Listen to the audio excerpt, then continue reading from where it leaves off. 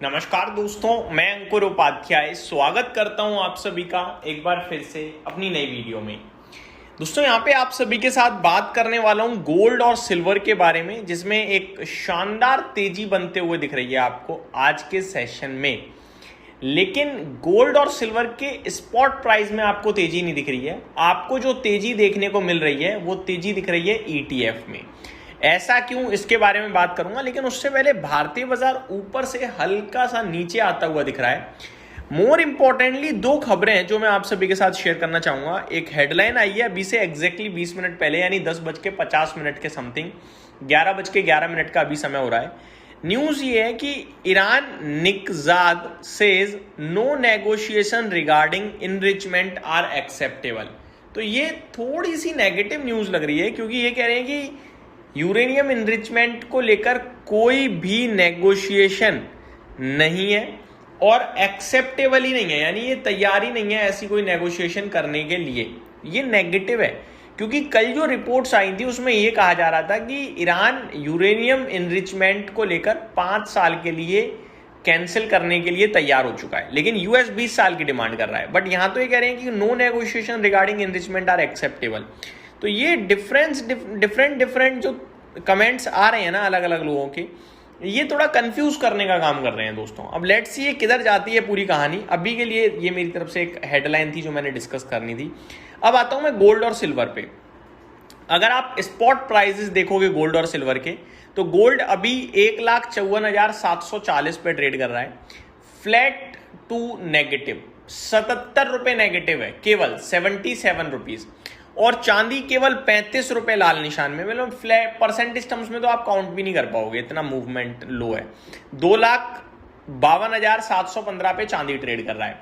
लेकिन अगर आप ETF पे नजर डालो आज के सेशन में, तो चांदी के ETF करीब करीब 6% ऊपर दिख रहे हैं आपको, और गोल्ड के ETF में भी आपको अच्छी खासी तेजी देखने को मिल रही है। पहले मैं आपको सिल्वर ETF बताना चाहूंगा। निप्पॉन AMC सिल्वर ETF 5.5% ऊपर है। ICICI का ETF जो है वो 5.5% ऊपर है। आदित्य बिरला AMC का जो सिल्वर का ETF है वो 4.8% अप है। सिल्वर केस जेरोडा का 5.5% ऊपर है। UTI AMC का सिल्वर बीटा 5.6% ऊपर है। गोल्ड का ETF भी एक बार मैं आप सभी के साथ शेयर कर देता हूं एक आध। मेरे एसेट का गोल्ड ETF 1.5% ऊपर है। तो जब गोल्ड और सिल्वर में कोई तेजी नहीं है तो ETF में तेजी क्यों, राइट? इसके पीछे रीजन देता हूं दोस्तों। आज अपना मार्केट खुला है, ETF भी आज ओपन हुआ है, कल बंद था अपना भारतीय बाजार, लेकिन कल से तेजी आना शुरू हो चुकी थी ग्लोबल मार्केट में, इक्विटी और कमोडिटी दोनों जगह। तो कल जो कमोडिटी मार्केट में तेजी दिखी है हम सभी को, वो तेजी आज आपको ETF में दिख रही है। ETF मान के चलो, जो ETF है वो खुद की तो कोई वैल्यू है नहीं, गोल्ड का ही है। तो गोल्ड अगर कल 1 लाख था और भारतीय बाजार बंद था कल, तो कल परसों गोल्ड 1 लाख था भारतीय बाजार के समय के अनुसार, लेकिन भारतीय बाजार 3:30 बजे बंद हो गया, गोल्ड मार्केट बंद हुआ रात में 11:30 बजे, तब तक गोल्ड हो गया 1,03,000, और कल के सेशन में गोल्ड हो गया टोटल 1,06,000, और आज के सेशन में गोल्ड 1,06,000 पे न्यूट्रल दिख रहा है। तो आप ये समझोगे ना कि गोल्ड का प्राइस तो 1 लाख से 1,06,000 हो चुका है ना इवेंचुअली, वो रिफ्लेक्शन आपके ETF में दिख रहा है। कमोडिटी मार्केट कल सेकेंड हाफ में चले हैं, तो कल वो जो तेजी थी वो आपके लिए आज रिफ्लेक्ट होते हुए दिख रही है। अब सवाल दूसरा कि भैया यहां से क्या करना चाहिए क्या नहीं। मेरे हिसाब से ये ट्रेड जोन में नहीं है, ये बिल्कुल फ्लैटिश टाइप हो चुके हैं। अब मूवमेंट नहीं आएगी, आपको लगे कि दोबारा पुरानी मूवमेंट आ जाए, मेरे को बहुत मुश्किल लग रहा है।